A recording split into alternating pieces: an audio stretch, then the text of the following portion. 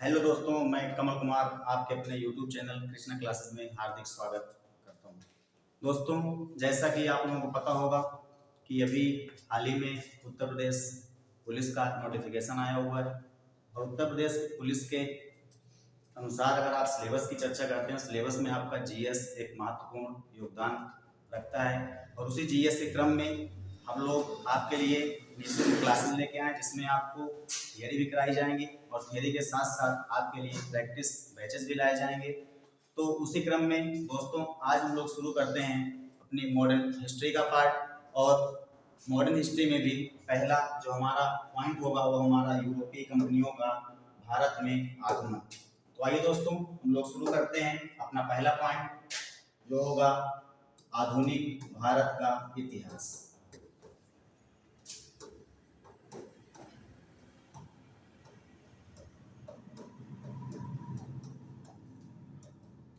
आधुनिक भारत का इतिहास।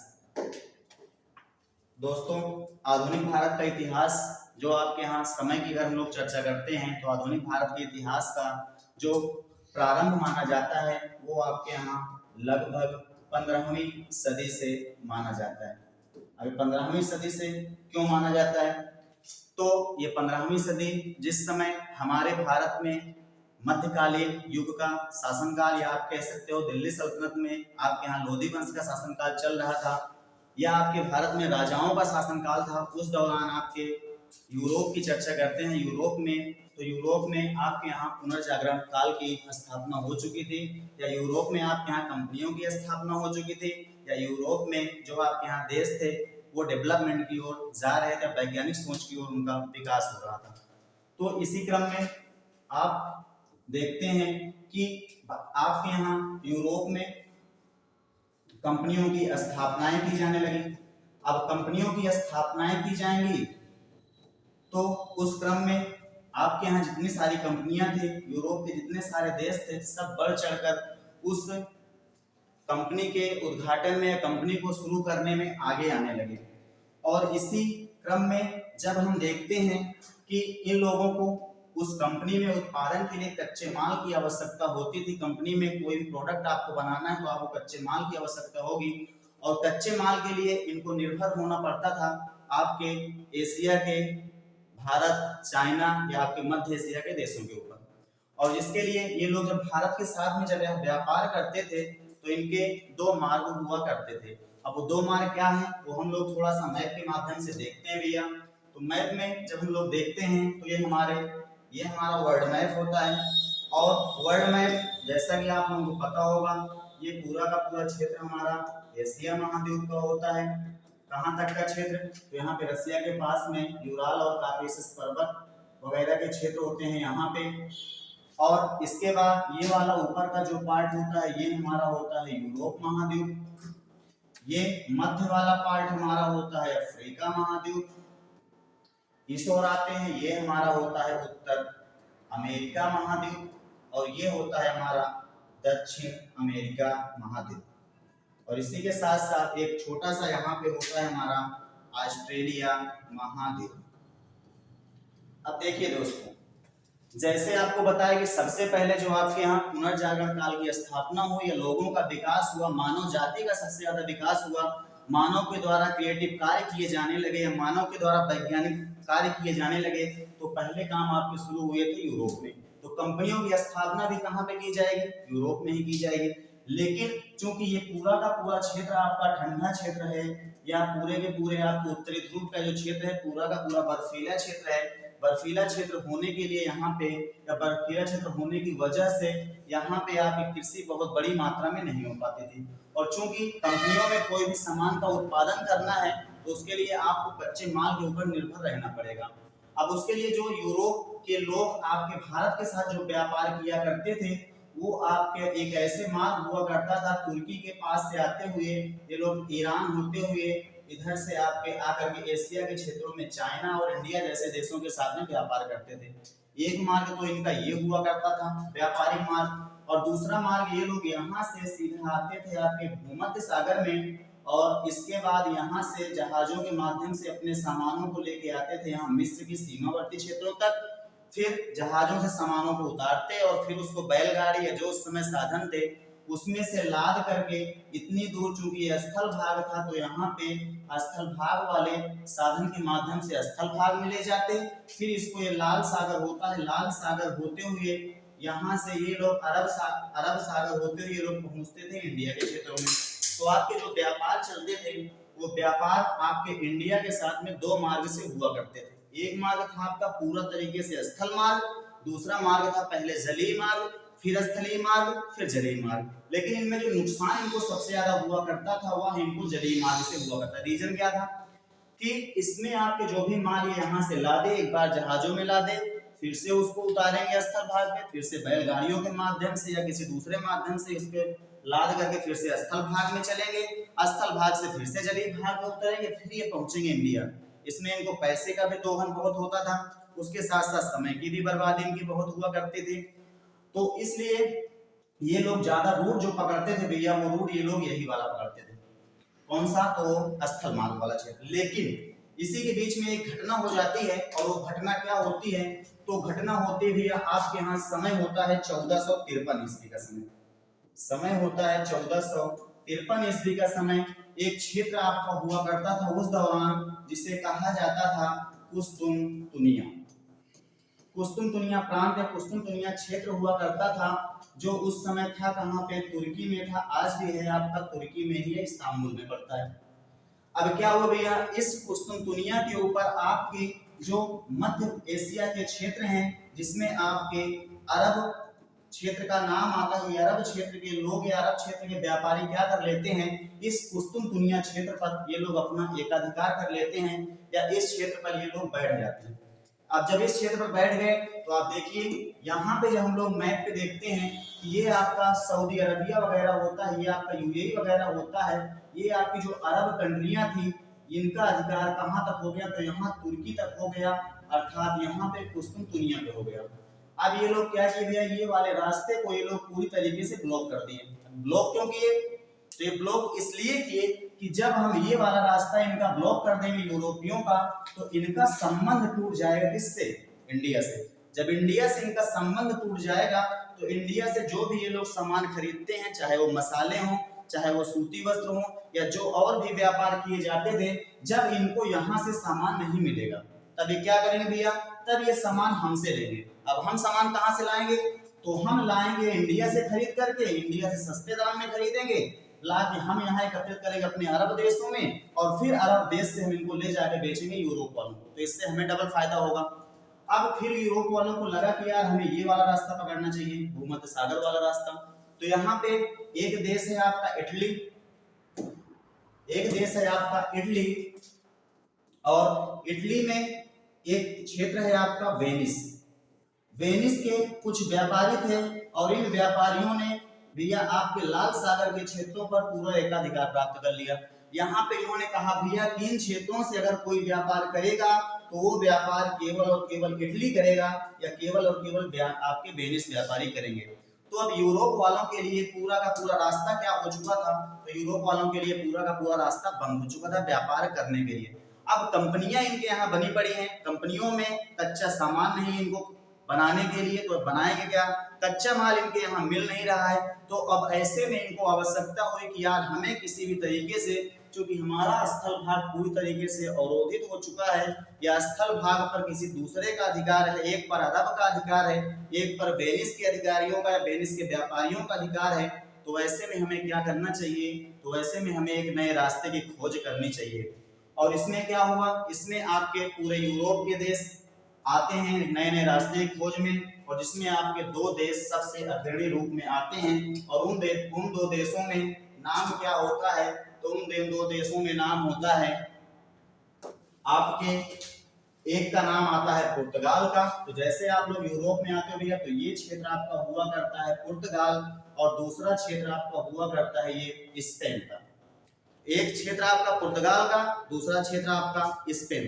अब यहाँ के तत्कालीन राजा थे, उस राजा ने क्या किया भैया? तो उस राजा ने अपने यहाँ के नागरिकों को क्या किया कि भैया आप लोग जाइए किसी भी रास्ते से, आप लोग जा करके बस खोजिए, क्या भारत की खोज कीजिए या भारत में जाने के लिए नए रास्ते की खोज कीजिए। अब वो क्या करने लगा भैया, तो इसमें दो राजा आपके आगे आए। सबसे पहले कहाँ का राजा आगे आया, तो आया सबसे पहले पुर्तगाल का राजा, दूसरे स्थान पे राजा आया आपके यहाँ स्पेन के राजा। दो राजा साथ में आए और दोनों राजाओं ने कहा भैया कि हम लोग अपने यहाँ के नाविकों को भेजते हैं और नाविक हमारे जाएंगे और जा करके वो लोग करेंगे क्या, तो वो लोग भारत के रास्ते की खोज करेंगे। और इसमें सबसे पहला व्यक्ति आपका निकलता है, समय होता है 1487 ईस्वी। 1487 ईस्वी में पुर्तगाल के राजा के द्वारा स्पॉन्सर किया हुआ एक व्यक्ति जिसका नाम क्या होता है, तो जिसका नाम होता है बार्थोलोमू डियास। क्या नाम था भैया, तो बार्थोलोमू डियास। बार्थोलोमू डियास नामक एक व्यक्ति जो पुर्तगाल के राजा के द्वारा स्पॉन्सर किया जाता है, वो व्यक्ति इंडिया की खोज में निकलता है भारत की ओर। अब चूंकि इतना बड़ा तो मैपिंग थी नहीं, इतना बड़ा ग्लोब तो था नहीं जिससे भैया डायरेक्शन के बारे में पता हो किसी व्यक्ति को, तो अब क्या किया, व्यक्ति अपना अंदाज के ऊपर चल रहा है, भैया हम लोग चलते हैं भारत की खोज करते हैं, मिल गया तो ठीक है, नहीं मिला तो फिर कोई दूसरा व्यक्ति खोजेगा, इसमें क्या है। अब क्या करता है, तो पुर्तगाल का नागरिक बार्थोलोमू डियास 1487 ईस्वी में कहाँ के राजा के द्वारा, पुर्तगाल के राजा के द्वारा स्पॉन्सर किया गया। अब वो व्यक्ति यहाँ से अटलांटिक महासागर में उतरता है और ऐसे होते हुए अटलांटिक महासागर में ये भैया पहुंचता है। ये एक स्थान हुआ करता है आपके जो अफ्रीका महाद्वीप का सबसे दक्षिणी छोर होता है, सबसे दक्षिणी छोर होता है, जिसे आज हम लोग केप टाउन के नाम से जानते हैं। उस समय इस स्थान को कहा जाता था Cape of Good Hope, Cape of Good Hope, या इसी को हम लोग एक और नाम से जानते हैं, इसी को हम लोग आशा अंतरिक्ष द्वीप के नाम से जानते हैं।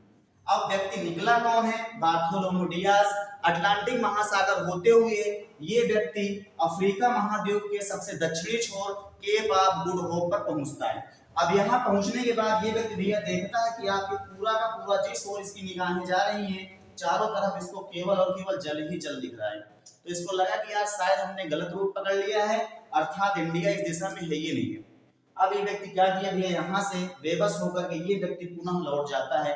कहाँ पे, तो पुनः लौट गया पुर्तगाल। फिर आगे की घटना क्या होती है भैया, फिर आगे की घटना ये होती है कि आपके यहाँ अब की बार स्पेन के राजा के द्वारा एक व्यक्ति स्पॉन्सर किया जाता है। समय कब होता है, तो कुछ दिनों के पश्चात समय होता है 1492 ईस्वी का। स्पेन के राजा के द्वारा स्पॉन्सर एक व्यक्ति, नाम होता है इसका कोलंबस। क्या नाम होता है भैया, कोलंबस नाम होता है। तो नाम आप लोग याद रखिएगा, नाम होता है कोलंबस। और ये व्यक्ति स्पेन के राजा के द्वारा स्पॉन्सर किया जाता है। ये व्यक्ति कहता है कि यार हम जो है बार्थोलोमू डियास वाले रूट पे नहीं जाएंगे, क्योंकि ये व्यक्ति वहां पे गया, इसे कुछ नहीं मिला। हम एक काम करते हैं, तो इन लोगों ने सुना था कि यार जब हम लोग स्थल भाग से व्यापार करते थे यहाँ से लेकर के, तो हम लोग चलते थे किधर, तो हम लोग भैया चलते थे अपनी पूर्व दिशा की ओर।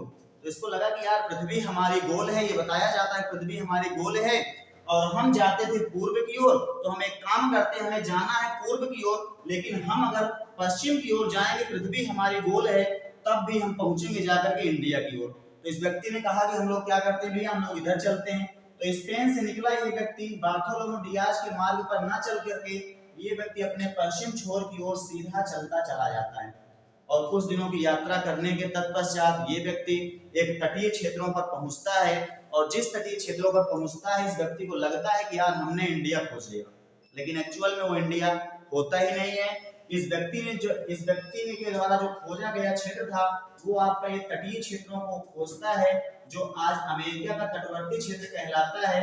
और यहाँ पे जिन लोगों को खोजा गया, जिन लोगों से पहली बार मिला, उसे आज या उन्हें आज क्या कहा जाता है भैया, उन्हें आज रेड इंडियन कहा जाता है।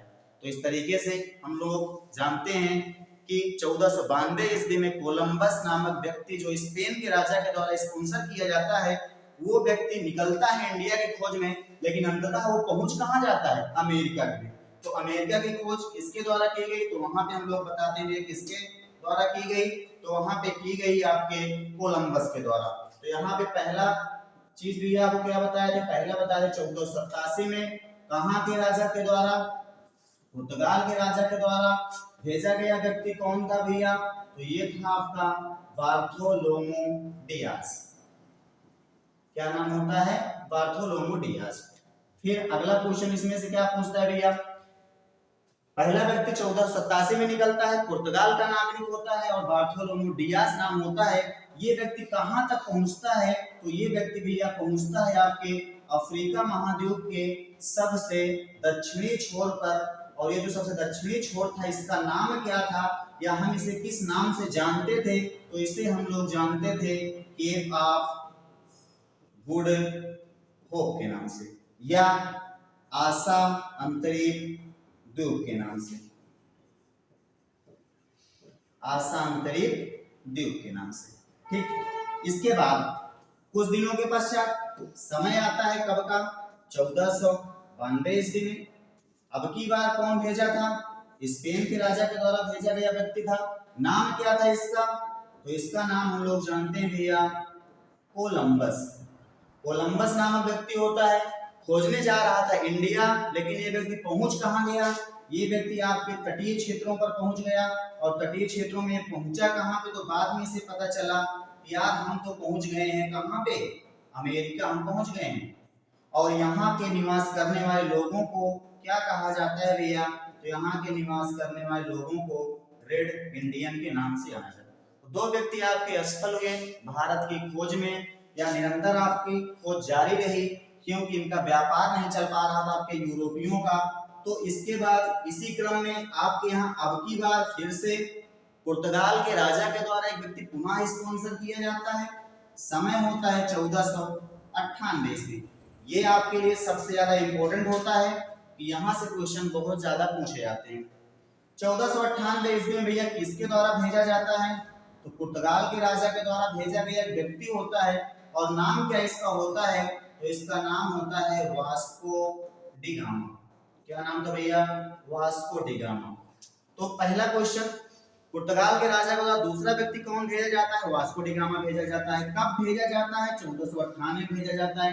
इंडिया की खोज में यह निकलता है और इस व्यक्ति को लगा कि यार हम एक काम करते हैं कि एक व्यक्ति निकला हमारा पश्चिम की ओर, वो चला गया अमेरिका, पूरब की ओर जाने का रास्ता नहीं है, और इसको पता था कि यार उत्तर की ओर हमारा क्या है, तो आर्कटिक महासागर है, उधर जाने कोई चांसेस है नहीं क्योंकि बर्फ है। तो इसको लगा कि यार हम एक काम करते हैं कि अब हम किस रास्ते पे चलते हैं? तो हम चलते हैं जिस रास्ते पे हमारे यहाँ का एक नागरिक गया था बार्थोलोमू डियाज, उसी रास्ते पे हम भी चलते हैं। और ये व्यक्ति यहाँ पुर्तगाल से निकला और पुर्तगाल से अटलांटिक महासागर होते हुए ये व्यक्ति भी पहुंचता है आपके केप ऑफ गुड होप या आशा अंतरिक्ष द्वीप पर। तो यह व्यक्ति या वास्को डी गामा जब यहाँ पर पहुंचता है, वास्को डी गामा यहाँ पहुंचता है भैया, तो क्या देखता है कि इसको भी पूरा जलीय क्षेत्र दिखता है, कहीं कुछ स्थल भाग दिख ही नहीं रहा है। लेकिन अंततः इसको यहाँ पे व्यक्ति से इसकी मुलाकात होती है जिसका नाम क्या बताया जाता है? तो इसका नाम बताया जाता है अब्दुल मलिक, या कहीं कहीं अब्दुल मालिक भी दिखाई देता है। तो नाम से कंफ्यूज होने की जरूरत नहीं है। ये आपका कौन हुआ करता है भैया? तो ये व्यक्ति आपका होता है गुजराती नाविक। गुजराती नाविक, या कहीं कहीं आपको किसी किसी बुक में गुजराती व्यापारी भी दिखाई देता है।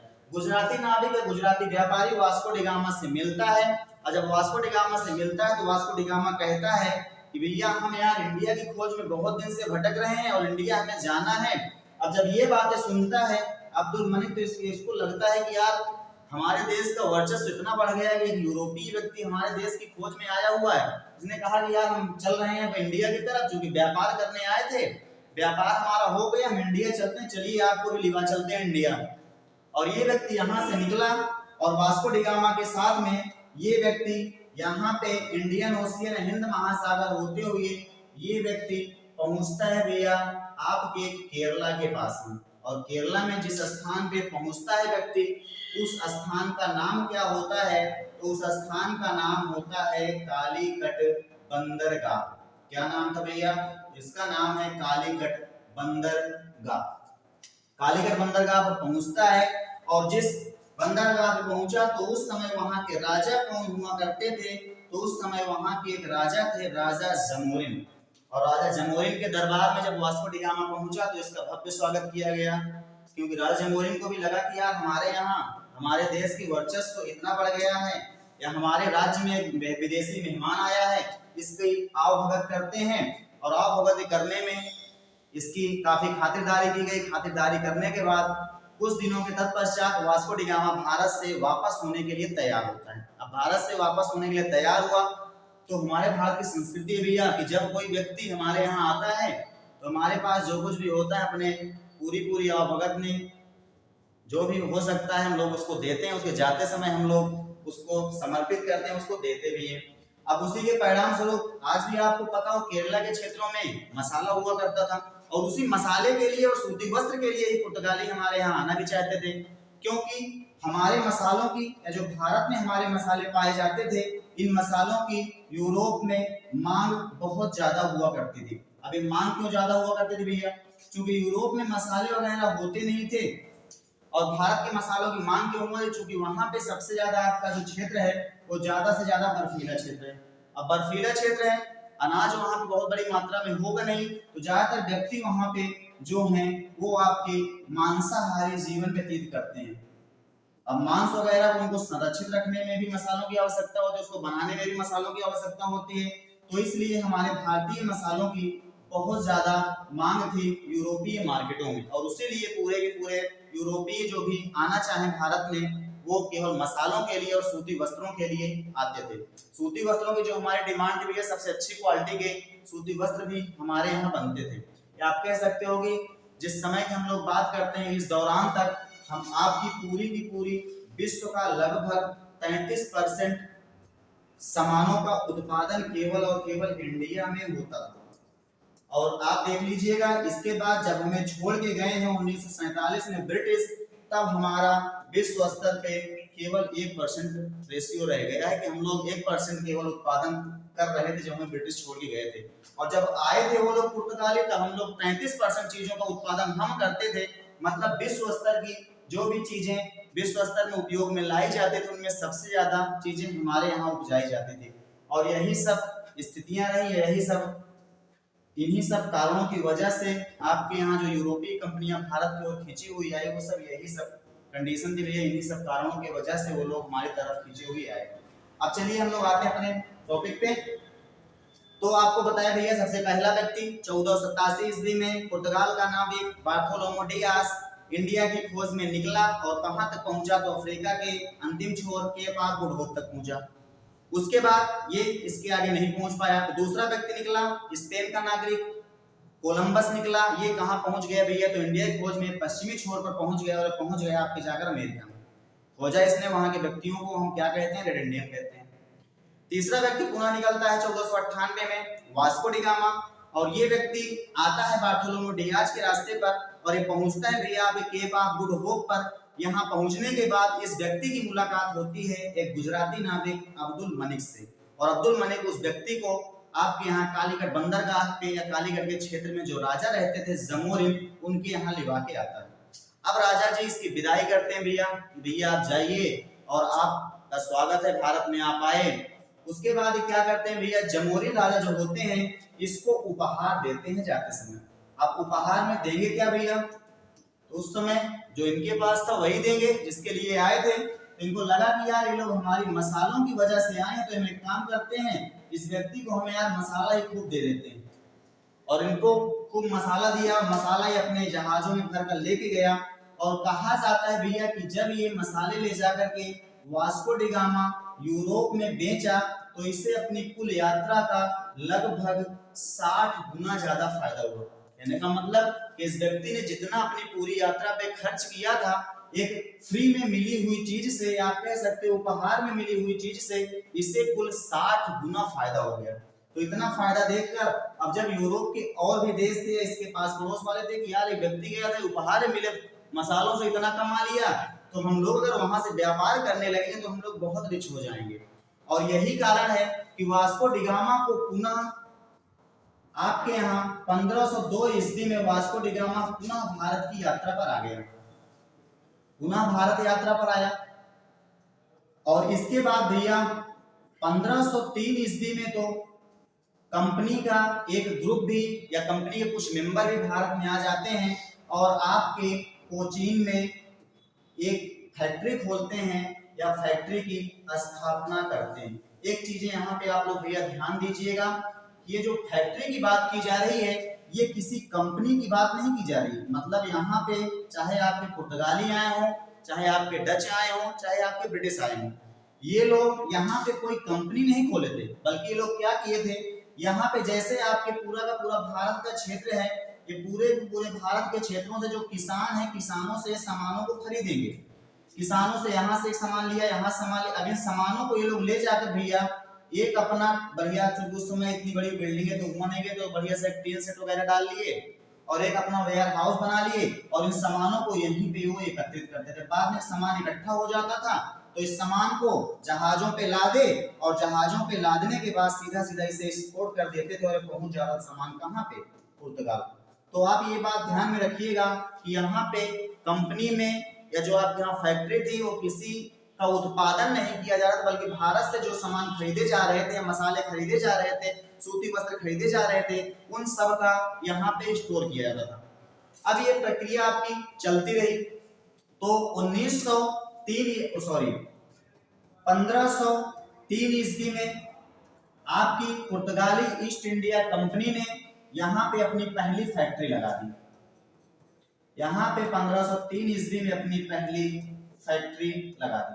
अगर जो पहली फैक्ट्री इन्होंने लगाई भैया वो किस नाम से लगाई, तो इन्होंने जो पहली फैक्ट्री लगाई उसका नाम आपके यहाँ वनडे एग्जाम में पूछे जाते हैं, जिसका नाम होता है इस्तादो दा इंडिया। कहीं कहीं आपको इस्तादो दा इंडिया या कहीं कहीं आपको उस्तादो दा इंडिया के नाम से भी मिल सकता है। ये पहली फैक्ट्री लगाए और पहली फैक्ट्री लगाने के बाद भैया इस फैक्ट्री की देख रेख करने के लिए पुर्तगालियों के द्वारा एक वायसराय भी नियुक्त कर दिया गया। अब ये जो एक वायसराय नियुक्त किया गया इसका नाम क्या पूछा जाता है, तो इसका नाम भैया होता है Francisco de Almeida. Francisco de Almeida. अब देखिए भैया फ्रांसिस्को डी अल्मीडा पहला वायसराय होता है जो पुर्तगाली ईस्ट इंडिया कंपनी की तरफ से भारत में कंपनी की देखभाल करने के लिए आता है। कितने दिनों तक रहता है भैया, तो यह भारत में 1505 से लगा करके 1509 ईस्वी तक भारत में रहा। अब इस बीच में इस व्यक्ति ने क्या किया, तो इस बीच में इस व्यक्ति ने एक बहुत ही महत्वपूर्ण काम किया। क्योंकि इस व्यक्ति को लगा कि यार हम लोग भारत की संपदा को देख करके यहाँ पे खिंचे हुए आए हैं या भारत में जो भी व्यापार है उसकी ओर खिंचे हुए आए हैं, और हमारी तरह हमारे जो भी भाई हैं, हमारा यूरोपीय जो भी कंट्रियां हैं, सभी हमारा पीछा करते हुए इंडिया की तरफ अवश्य आएंगी। तो इस व्यक्ति ने किया गया, हम लोग एक काम करते हैं, कोचीन में अपनी पहली फैक्ट्री लगाए हैं तो हम सबसे पहले यहाँ व्यापार को, तो बात की बात है व्यापार को हम बाद में करेंगे, पहले हम यहाँ से जहां तक हमारा क्षेत्र है इन क्षेत्रों में हम क्या करते हैं, इन क्षेत्रों में अपनी सेनाएं लगा देते हैं कि जो भी व्यक्ति आएंगे वो आएंगे कहां से, इधर से आएंगे। क्योंकि ऊपर से आने का रास्ता तो बंद है, ऊपर से तुर्की आके बैठा है, बीच में तुर्की अरब ये सब आपके बैठे हैं कुस्तुनतुनिया में, और ऊपर से अगर कहीं बाई चांस आ भी गए तो ऊपर आपका दिल्ली सल्तनत के शासक हैं या आपके लोधी वंश का शासन काल है, ताकतवर शासक है, तो वहां तो उनको मार के भगा ही देगा। बचा आपका ये वाला क्षेत्र, और जो कोई व्यक्ति आएगा अगर यूरोप से तो वो आएंगे आपके जली मार्ग, तो जली मार्ग से आएंगे सबसे पहले इनको हम मारेंगे। और इसी उद्देश्य से भैया इसने एक नीति लागू की जिसे आपके यहाँ कहा जाता है ब्लू वाटर पॉलिसी। क्या नाम दिया गया भैया, जिसका नाम दिया गया आपके यहाँ ब्लू वाटर पॉलिसी, या इसी को एक और नाम से जाना जाता है शांत जल की नीति।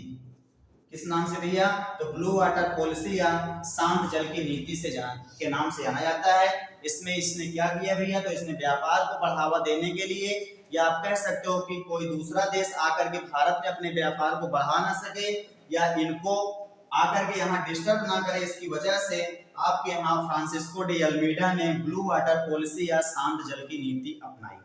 ठीक, चलिए हम लोग आगे चलते हैं भैया। तो इसके बाद आपके यहाँ दूसरा व्यक्ति आता है जिसका नाम क्या होता है, तो दूसरा वायसराय आया आपके यहाँ अल-बुकर। इसका शासनकाल आपसे कभी कभी अगर पूछ लेता तो भैया तो 1509 से लगा करके 1555 15 तक का इसका शासनकाल होता है अल्बुकर्क का। अब अल्बुकर्क से कैसे क्वेश्चन पूछे जाते हैं भैया, तो अल्बुकर्क से सबसे पहला क्वेश्चन पूछा जाता है कि पुर्तगाली ईस्ट इंडिया कंपनी का वास्तविक संस्थापक कौन था। तो ये भैया कौन था, तो ये आपकी पुर्तगाली ईस्ट इंडिया कंपनी का वास्तविक संस्थापक था। अब वास्तविक संस्थापक और संस्थापक क्या है, तो संस्थापक के बारे में चर्चा किया जाए तो आपके फ्रांसिस्को डी अल्मीडा आता है, जो यहाँ पे आके ब्लू वाटर पॉलिसी को लगा दिया, पुर्तगाली ईस्ट इंडिया कंपनी के कदमों को जमा दिया कि भैया आप कंपनी आके यहाँ अच्छे तरीके से व्यापार कर सकती है। लेकिन जैसे ही यहाँ पे अल्बुकर्क आया तो इसकी भैया कुछ नीतियां रही जिसके अंतर्गत इसने अपने साम्राज्यवाद का विस्तार भी किया, और साम्राज्यवाद के विस्तार के क्रम में इसने समय आता है 1510 ईस्वी, जो अभी तक ये लोग मात्र कोचीन में जमे हुए हैं। ये 1510 ईस्वी में एक आपके शासक होते हैं आदिल शाह शासक या आदिल शाही शासक, सॉरी यहाँ पे आदिल शाह होगा, तो कौन थे भैया, तो आदिल शाह शासक या आदिल शाही वंश के शासक एक थे, नाम था उनका यूसुफ सुल्तान। क्या नाम था भैया, उनका नाम होता है यूसुफ सुल्तान, जो कहाँ के शासक हुआ करते हैं, ये आपके गोवा के शासक हुआ करते हैं। अब अल्बुकर्क ने क्या किया, समाजवादी नीतियों के विस्तार की वजह से गोवा से इसने यूसुफ सुल्तान को भगा दिया, यूसुफ सुल्तान को पराजित कर दिया। अब इनका वर्चस्व जो पहले कोचीन में रहा, पूरे केरला से उठ करके अभी उत्तर की ओर बढ़ने लगा, और गोवा पर भी इनका अधिकार होगा। और गोवा पर अधिकार हो गया तो इस व्यक्ति ने क्या किया भैया, इस व्यक्ति ने अपनी जनसंख्या को बढ़ाने के लिए यहाँ पे एक नई नीति लागू की। अब वो नई नीतियां क्या क्या थी, तो उन नीतियों क्रम में ये देखा कि यार हमारे यहाँ से जो व्यक्ति आ रहे हैं, क्योंकि वो अपने साथ फैमिली को लेके तो आते नहीं थे, और इनकी इतनी बड़ी संख्या भी यहाँ नहीं थी, और इसको पता था कि अगर हमें यहाँ पे जमना है तो हमें अपने क्षेत्र के लोग या अपनी जाति के लोग या अपने धर्म के लोगों को यहाँ पे बसाना होगा। अब चूंकि सारे व्यक्ति पुर्तगाल छोड़ करके इंडिया में तो आगे बसते ना, तो इस व्यक्ति ने क्या किया, जो इसके द्वारा जीता गया क्षेत्र था, कौन सा क्षेत्र भैया, तो जो जीता गया क्षेत्र था गोवा का क्षेत्र। इस गोवा के टेरिटरी में या गोवा के एरिया में इसने दो चीजों को बैन कर दिया। जैसे एक चीज कौन सा भैया, सती प्रथा पर क्या लगा दिया भैया, इसमें प्रतिबंध लगा दिया, सती प्रथा पर प्रतिबंध लगा दिया। और दूसरा काम इसने क्या किया, विधवा पुनर्विवाह प्रारंभ कर दिया, या इसने विधवा पुनर्विवाह का प्रचलन भी शुरू किया। अब शुरू में तो आपको लगेगा कि यार ये लोग बहुत अच्छा काम कर रहे हैं, क्योंकि सती प्रथा जैसे हमारे देश में कुप्रथाएं चल रही हैं इसको बंद करा रहे हैं, लेकिन एक्चुअल में ये चीजें नहीं थी, ये अपने पर्सनल स्वार्थ के लिए किए थे। अब पर्सनल स्वार्थ क्या था, तो पर्सनल स्वार्थ ये था भैया कि जैसे ये लोग यहाँ पे आए हैं तो इनकी पूरी फैमिली यहाँ पे आई नहीं है, और इनको अपना क्षेत्र का विस्तार करना है। क्षेत्र का विस्तार कब करेंगे, जब इनके धर्म के लोग, इनके अपने लोग यहाँ पे होंगे। अपने लोग होंगे कैसे, तो इनको लगा कि यार हम एक काम करते हैं, अगर हम सती प्रथा बंद कर देंगे, या अब जब सती प्रथा बंद कर देंगे तो भारत में या गोवा में बढ़ेगी संख्या किसकी, विधवाओं की संख्या बढ़ेगी। अब विधवाओं की संख्या बढ़ेगी तो क्या करेगा भैया, चूंकि सती प्रथा आपके हिंदू धर्म में चल रही थी, तो इनको लगा कि यार हिंदू धर्म का कोई व्यक्ति तो इनसे विवाह नहीं करेगा, जो विधवा होंगी, तो एक काम करेंगे, इनको खाने पीने के कोई साधन भी नहीं रहेंगे, कोई इनके आगे पीछे नहीं रहेगा, तो ये हम एक काम करेंगे कि जैसे ही सती प्रथा बैन होगी, जब देश में विधवाओं की संख्या बढ़ने लगेगी तो हम लोग इनसे विवाह कर लेंगे, और हम जब इनसे विवाह करेंगे तो इससे हमारी जनसंख्या बढ़ेगी, और जब हमारी जनसंख्या बढ़ेगी तो गोवा के क्षेत्रों पर हमारा ऑटोमेटिक जो अधिकार गोवा पे है, ये भारत के आने वाले इर्द गिर्द के क्षेत्रों में भी हमारा अधिकार हो जाएगा। तो शुरू में तो लोगों को लगा कि यार ये हमारे भारत और या हमारे भारत के लिए अच्छा काम कर रहे हैं, हमारे गोवा के लिए अच्छा काम कर रहे हैं, लेकिन एक्चुअल में ये खुद के लिए या खुद की सुरक्षा के लिए ऐसा कर रहे थे। तो इसलिए इन सभी नीतियों की वजह से भी आपके यहाँ अल्बुकर्क को क्या कहा जाता है, अल्बुकर्क को आपके यहाँ पुर्तगाली ईस्ट इंडिया कंपनी का वास्तविक संस्थापक कहा जाता है। अब देखिए इसके बाद भैया एक व्यक्ति को आपको और याद करना होता है। अब वो व्यक्ति कौन होता है, तो वो व्यक्ति आपके यहाँ होता है नूना डी कूना। अगला आपके यहाँ वायसराय एक आता है, इसका नाम होता है नूना डी कूना। इन्हीं तीनों को आपको याद करना है, बस तीन से आपको चौथे को नहीं याद करना है। अब इसका शासन काल कब से कब तक, तो इसका शासन काल आपके यहाँ 1529 से लगा करके 1538 ईस्वी तक का शासनकाल होता है नूनाडी कुंभा का। इससे क्या क्वेश्चन पूछे जाते हैं भैया, तो इसके द्वारा कुछ काम किए गए, जैसे गोवा को जीता किसने था, तो गोवा को जीता था अल्बुकर्क ने। कब जीता था, 1510 ईस्वी में। किससे जीता था, तो यूसुफ सुल्तान से जीता था, जो आपके आदिल शाही शासक थे। अब नूना डी कुन्हा ने क्या किया भैया, तो नूना डी कुन्हा ने इसी गोवा को अपनी राजधानी बना लिया। तो आपसे क्वेश्चन पूछा जाता है कि गोवा को किस पुर्तगाली गवर्नर ने अपनी राजधानी बनाया, तो कौन था भैया, तो वो गवर्नर था आपका नूना डी कुन्हा। कहां से अपनी राजधानी को स्थानांतरित किया, तो इसकी राजधानी हुआ करती थी कोचीन। कोचीन से इसने अपनी राजधानी बना लिया गोवा में। कब बनाया, तो समय होता है 1530 ईस्वी। गोवा को जीता कब, 1510 ईस्वी में। राजधानी कब बनाया, 1530 ईस्वी में। जीता कौन, अल्बुकर्क ने। राजधानी बनाया कौन, नूना डी कुन्हा ने। ये क्वेश्चन पूछा जाता है। एक क्वेश्चन आपके यहाँ और पूछता है भैया, वो क्वेश्चन क्या होता है, इसी गोवा के पास में एक क्षेत्र आपका है दमन व द्वीप। तो दमन व द्वीप को भी इसने वहां के राजा को पराजित किया और समय होता है 1534 ईस्वी। 1534 ईस्वी में इसने दमन द्वीप पर भी अधिकार कर लिया। अब भैया इनके क्षेत्र में कोचीन आ गया, इनके क्षेत्र में गोवा आ गया, इनके क्षेत्र में दमन द्वीप आ गया। ऐसे करते करते ये लोग भारत में अपना साम्राज्यवाद का विस्तार करते रहे और निरंतर ये लोग व्यापार में फलते फूलते रहे। ठीक, अब इसके भैया इसके अलावा भी कुछ क्वेश्चन आपके पूछे जाते हैं, लेकिन अब इतना चूंकि समय नहीं है आपके यूपीपी के लिए कि इतना समय आपको हो, इतना डीपली आपको लेके चला जाए, तो इसलिए हम लोग जो भैया आपके यहाँ मेन टॉपिक से जो क्वेश्चन बनते हैं वही क्वेश्चन के बारे में हम लोग ज्यादातर चर्चा करेंगे। अब इसके बाद एक क्वेश्चन आपके यहाँ पूछा जाता है भैया, इनके द्वारा एक प्रणाली लागू की गई थी पुर्तगालियों के द्वारा, जिसे कहा गया था आपके यहाँ कार्टेज सिस्टम। कार्टेज सिस्टम या इसी कार्टेज सिस्टम को भैया क्या कहा जाता है, तो यह एक प्रकार का क्या था, एक प्रकार का अनुमति पत्र था। अब आप सोचो या आप देखो कि अनुमति पत्र कि एक समय या आपकी पुर्तगाली ईस्ट इंडिया कंपनी का या इन गवर्नरों का इतना वर्चस्व बढ़ गया है कि जो आपके ये मान लीजिए कि आपका भारत है और भारत के जितने भी आपके जलीय क्षेत्र हैं, अब जलीय क्षेत्र में कोई भी भारत का राजा है, चाहे चोल हो, चाहे पांड्य हो, चाहे कोई भी राजा हो, यहाँ तक कि आप सुनते हो एक व्यक्ति जिसे कहा जाता है अकबर महान, जो मुगल का एक महानतम शासक था, इसके भी जहाज जब कोई सामान लाद कर हिंद महासागर में उतरते थे तो इनको भी अपनी जहाजों के ऊपर ये पुर्तगालियों से एक अनुमति पत्र लेना होता था। तो आप समझ सकते हो भैया कि इनका वर्चस्व हिंद महासागर में इतना बढ़ गया था, इनकी शक्ति इतनी ज्यादा बढ़ गई थी कि छोटे छोटे राजा की तो आप बातें छोड़ो, एक बड़ा राजा जो आपके मुगल सल्तनत में बैठा है, जिसके नाम पे पूरा का पूरा दिल्ली चलती थी, पूरा का पूरा भारत चलता था, वो व्यक्ति भी जब समुद्र में व्यापार करता था किसी दूसरे देश के साथ, तो उसको भी अपने जहाजों के ऊपर एक अनुमति पत्र चिपका के चलना होता था कि भैया ये जहाज किसके संरक्षण में जा रहा है, पुर्तगालियों के संरक्षण में जा रहा है, तो उसके जहाजों पर भी लूटने का या उसके जहाजों को लूटने का भी खतरा रहता था।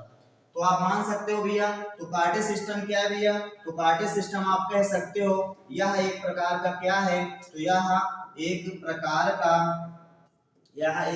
का अनुमति पत्र था।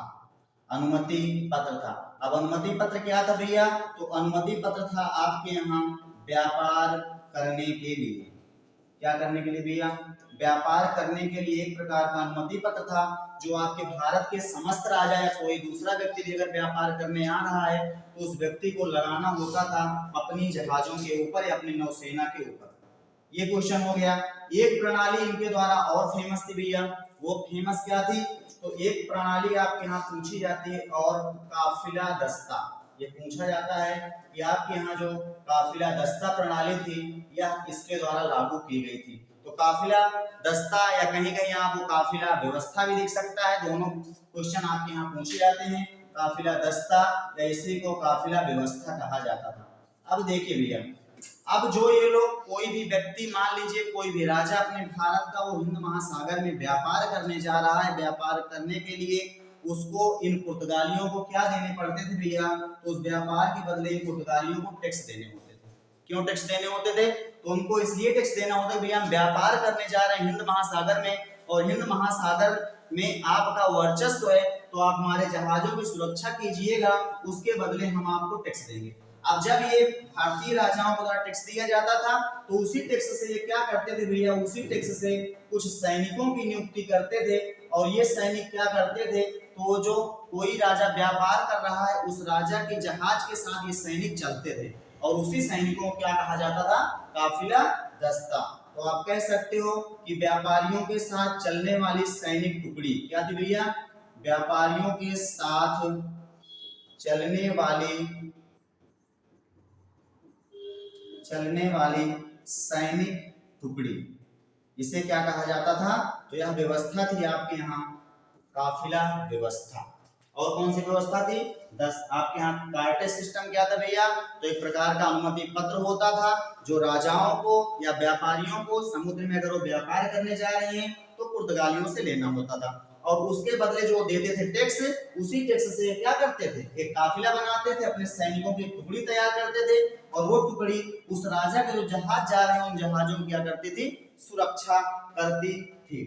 इसके बाद अगले क्वेश्चन आप क्या पूछे जाते हैं भैया, इन पुर्तगालियों का प्रभाव आपके भारत पर क्या पड़ा। तो अगला क्वेश्चन पूछा जाता है कि आपके यहाँ पुर्तगालियों का या पुर्तगाल का प्रभाव क्या पड़ा, पुर्तगालियों का प्रभाव कि जब ये भारत में आए, भारत में इतने लंबे समय तक टिके, क्योंकि आप जानते हैं कि पुर्तगाली आपके भारत में आए सबसे पहले और गए सबसे बाद में। आए कब, तो आ गए थे आपके यहाँ 1503 में और गए कब, तो आपको पता है भैया सबसे लास्ट में 1961 में हमारे गोवा को आजाद करके गए हैं, वो भी जबरदस्ती गए हैं, यहाँ से अपनी मर्जी से नहीं गए, हमारे भारत की प्रधानमंत्री या भारत की सेनाओं के द्वारा इनको भगाया गया यहाँ से, तब भाग के गए हैं। आप इनकी हिम्मत को ऐसे समझ सकते हैं कि देश हमारा आजाद हो गया था 1947 में, उसके बाद भी ये गोवा पर बैठे रहे 1961 तक।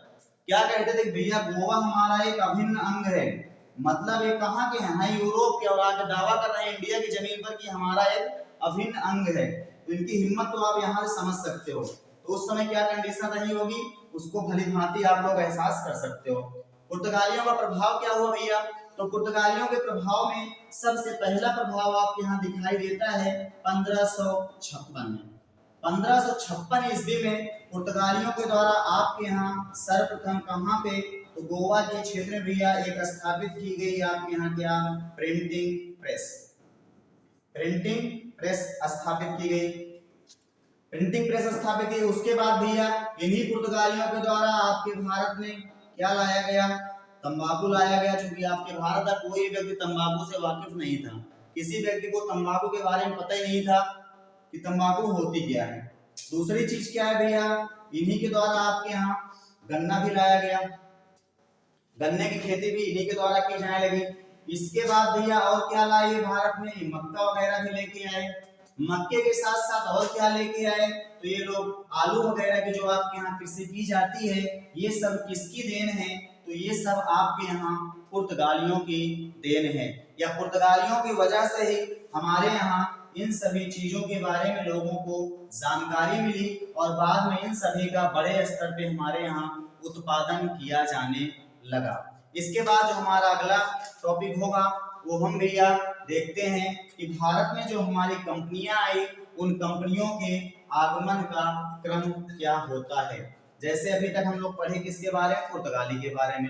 तो हमारी कंपनियों के आने का क्रम जो होता है वो हमारे यहाँ एक चीज आपको याद करनी होगी, PDEDF। आपको पांच कंपनियां ही आपके यहाँ आई हैं, तो 5 कंपनियों में हम लोग याद करते हैं। पी से क्या होगा, तो पी से आपके यहाँ होता है क्या भैया, तो पुर्तगाल। सारी कंपनियां आपकी ईस्ट की तरफ आ रही है, तो इसलिए सबके नाम के आगे ईस्ट इंडिया कंपनी लगेगा, तो पुर्तगाली ईस्ट इंडिया कंपनी। डी से क्या होगा भैया, डच ईस्ट इंडिया कंपनी, या इसी को हॉलैंड के नाम से भी जानते हैं, या इसी को आज वर्तमान में नीदरलैंड के नाम से भी जानते हैं। तो पुर्तगाली east India company, Dutch east India company, इसके बाद इंग्लिश या इसी को हम लोग कह सकते हैं British east India company, British east India company.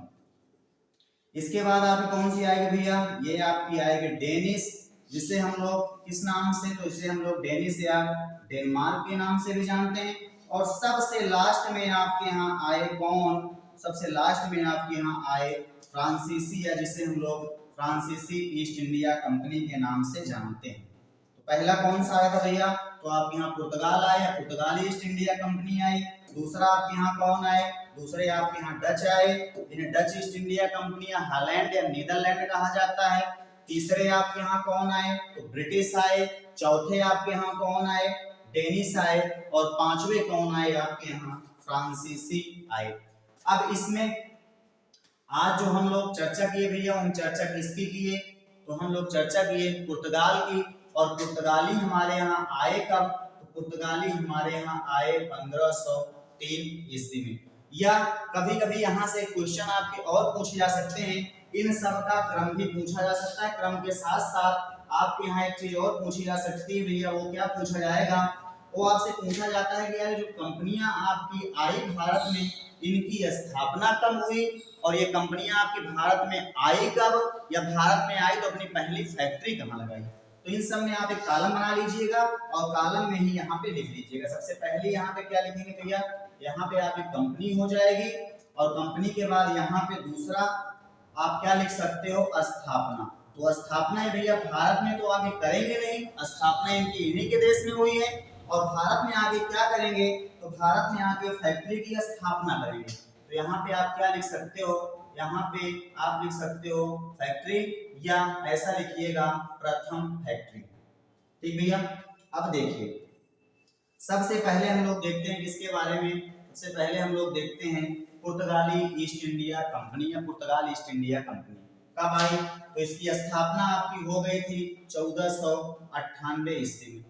लेकिन ये कंपनी भारत में कब आई, भारत में कंपनी आई 1503 ईस्वी में। और अपनी पहली फैक्ट्री कहाँ स्थापित की, अपनी पहली फैक्ट्री स्थापित की कोचीन में। ठीक है, पहली फैक्ट्री कहाँ स्थापित की भैया, कोचीन में। इसके बाद दूसरी company Dutch east India company. देखिए डच ईस्ट इंडिया कंपनी में थोड़ा सा आपको कहीं कहीं कंफ्यूजन दिखाई दे सकता है, कहीं कहीं इसका समय 1595 बताया जाता है, तो कहीं कहीं इसका समय 1602 भी बताया जाता है। तो इसको आप क्या लिख सकते हो भैया, आपको 95 भी लिखा मिलता है, 1602 भी, लेकिन ज्यादा प्राथमिकता किसको दी जाती है, 1602 को दी जाती है। और इनकी पहली फैक्ट्री कब लगाई गई भैया, तो आप समझ लो कि इनके लगभग 100 साल के बाद 1605 ईस्वी में इनकी पहली फैक्ट्री लगाई गई। और इनकी पहली फैक्ट्री जो लगी उसका नाम क्या है, कहाँ पे लगी, तो मसूलीपट्टनम में लगी। या इसी को हम लोग क्या कहते हैं, इसका एक नाम और भी है, जिसे हम लोग मछलीपट्टनम भी लिखते हैं। क्या लिखते हैं भैया, तो मछलीपट्टनम है। कहाँ पे ये क्षेत्र, तो ये क्षेत्र आपका पड़ता है आंध्र प्रदेश में। कहाँ पे भैया क्षेत्र, ये क्षेत्र आपका आंध्र प्रदेश में। ठीक, इसके बाद ब्रिटिश ईस्ट इंडिया कंपनी, स्थापना इसकी 1600 ईस्वी में होती है। और ये कंपनी, यहां से भी आपको कंफ्यूजन दिखाई देता है, रीजन कि भैया जब ये कंपनी आपके भारत में आती है तो वो दौर होता है 1608 ईस्वी।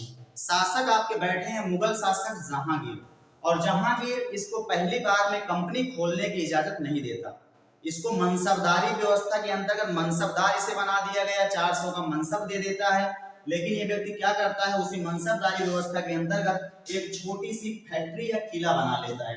और कहीं कहीं उस किले की भी चर्चा की जाती है, आपसे ये भी पूछा जा सकता है। तो आप यहाँ पे लिख सकते हो कि इसकी पहली फैक्ट्री के रूप में स्थापित कर लिया था इसने 1608 ईस्वी में ही, लेकिन यहाँ से कामकाज नहीं शुरू किया। कामकाज ये जो भैया एक अस्थायी रूप में एक फैक्ट्री बनाया था 1611 में, और वो फैक्ट्री इसकी कहाँ पे थी, वो फैक्ट्री थी इसकी मसूलीपट्टनम में। ये इनकी एक अस्थायी फैक्ट्री थी जहां से ये लोग काम नहीं शुरू करना चाहते थे, लेकिन चूंकि इनको सूरत में अस्थायी फैक्ट्री खोलने की इजाजत नहीं मिल रही थी, इसलिए लोगों ने मसूलीपट्टनम में अपनी पहली फैक्ट्री, या आप कह सकते हो अस्थायी रूप में एक फैक्ट्री चालू कर दी। लेकिन फिर क्या होता है कि 1612 में इनका एक युद्ध हो जाता है पुर्तगालियों के साथ में, जिसे हम लोग स्वाली के युद्ध के नाम से जानते हैं। और स्वाली के युद्ध में जब ये लोग किसको, तो जब ये लोग पुर्तगालियों को पराजित कर देते हैं, तब जहांगीर को भी लगने लगता है कि यार ये लोग ताकतवर हैं, जो पुर्तगालियों को पराजित कर दिए, अब इनको कंपनी खोलने की इजाजत दे देनी चाहिए। तो ये लोग अपनी एक फैक्ट्री खोलते हैं 1613 में। और ये फैक्ट्री कहाँ खोलते हैं भैया, तो ये खोलते हैं सूरत में, और यह इनकी होती है कौन सी फैक्ट्री, तो अस्थाई फैक्ट्री। यहाँ से क्वेश्चन आपके 3 पूछे जा सकते हैं। पहला क्वेश्चन क्या बोलेगा भैया कि ब्रिटिश ने अपनी पहली फैक्ट्री कहाँ खोली, 1608 में। फैक्ट्री खोलने की इजाजत मिली थी, तो इजाजत नहीं मिली थी फैक्ट्री की, इजाजत किसके मिली थी, मनसबदार इसको बनाया था। लेकिन क्या हुआ था, कैप्टन हॉकिंस को मनसबदार बनाया था, लेकिन इन्होंने फैक्ट्री खोल दी इनकी नाक के नीचे। फिर क्या हुआ, काम शुरू किया यहाँ से, तो काम नहीं शुरू किया। इन्होंने अस्थायी रूप में अपनी पहली फैक्ट्री खोली मसूलीपट्टनम में, चूंकि सूरत में इनको डिस्टर्ब कर रहे थे पुर्तगाली। फिर क्या हुआ कि पुर्तगालियों ने 1612 में एक युद्ध लड़ा, किसके साथ में, तो आपके ब्रिटिशों के साथ में, और उस युद्ध में ब्रिटिशों ने पराजित कर दिया पुर्तगालियों को। जब पुर्तगालियों ने पराजित कर दिया, तो अब जहांगीर को लगने लगा कि यार ये ब्रिटिश जो है ताकतवर हैं, जो पुर्तगालियों को पराजित कर दिए। 100 साल पुरानी फैक्ट्री जो आई है, 100 साल पुराने जो गवर्नर आए हैं, उनकी जो शक्ति है इतनी बड़ी, उसको पराजित कर दिए। तो अब इनको भारत में कंपनी खोलने की इजाजत दे देनी चाहिए, और इसलिए लोग जो इनकी पहली अस्थायी फैक्ट्री खुली जहां से कामकाज शुरू हुआ, वो आपका होता है भैया कहाँ का, तो वो होता है आपका सूरत से। इसके बाद अगली फैक्ट्री आपकी आती है डेनिस, या जिसे डेनमार्क के नाम से जाना जाता है। इसकी स्थापना होती है भैया आपके यहाँ 1616 ईस्वी में। इसकी स्थापना 1616 ईस्वी में होती है, और इसकी पहली फैक्ट्री जो खुलती है वो आपकी 1620 ईस्वी में। कहाँ खुलती है, तो ये खुलती है आपकी तंजौर में, और यह स्थान कहाँ पे है, यह स्थान आपका पड़ता है तमिलनाडु में। ठीक, इसके बाद सबसे लास्ट में आपकी आए फ्रांसीसी कंपनी। इनकी कब बनी थी, तो कंपनी इनकी बन गई थी भैया 1664 में, लेकिन इन्होंने अपनी पहली फैक्ट्री खोली 1668 में, और कहाँ पे खोली, सूरत में खोली। तो यहाँ से ऐसे क्वेश्चन आपके पूछे जाते हैं। सबसे पहले आए कौन, पुर्तगाली आए।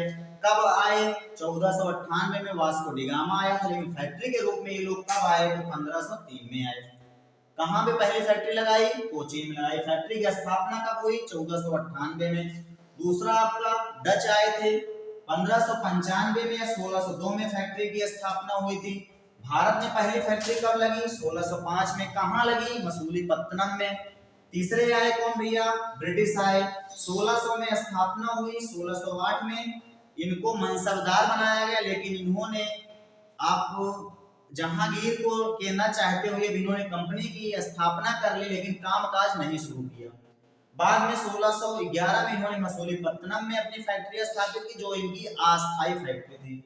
बाद में 1613 में इनकी सूरत में अस्थायी फैक्ट्री लगती है, जहां से अपना काम शुरू करते हैं। क्यों लगाया जाता है, तो सवाली के युद्ध में इनके द्वारा पुर्तगालियों को पराजित कर दिया जाता है। बाद में आपके आए डेनिस, 1616 में आते हैं, 1620 में अपनी पहली फैक्ट्री तंजौर में लगाते हैं। इसके बाद आपके फ्रांसीसी आए, 1664 में आए, और अपनी पहली फैक्ट्री लगाते हैं सूरत में। ठीक, यहां से इतना। आप अगर यहां से, चूंकि ये भैया आपके यहाँ क्वेश्चन पूछे जाते हैं, क्रम भी आपसे पूछा जाता है भैया सबसे पहले कौन आया, सबसे बाद में कौन आया, क्रम इनका क्या होता है, कौन कब आया, पहली फैक्ट्री कहाँ लगाई गई। तो यहाँ से क्वेश्चन आपके बहुत ज्यादा पूछे जाते हैं वनडे एग्जामों में। तो ये आपका कंप्लीट हुआ भैया ये पार्ट आपका, और इसमें हम लोगों ने पढ़ लिया पूरा का पूरा पार्ट किसका, पुर्तगाली का। तो अगला जो हमारा नेक्स्ट वीडियो आएगा, या जो हमारी अगली क्लासेस होंगी, वो भैया हमारी प्रारंभ होंगी कहाँ से, तो डच ईस्ट इंडिया कंपनी से हम लोग आगे के पार्ट को पढ़ेंगे। और बाकी की क्लास अब आपकी बहुत लंबी हो जा रही है, और यहीं पे हम लोग अपनी क्लास को रोकते हैं भैया। बाकी आगे क्लासेस आपकी यहाँ से होंगी या डच ईस्ट इंडिया कंपनी से होगी। और इसके अलावा जो आपके और क्लासेस आया करेंगे, तो आपके लाइव क्लासेस के साथ साथ या आपके लेक्चर वीडियो के साथ साथ आपको टेक्स्ट वीडियो भी दिया जाएगा। टेक्स्ट वीडियो की क्लासेस भी आपको मिला करेंगी। बाकी आज के लिए इतना ही, धन्यवाद, जय हिंद, जय भारत।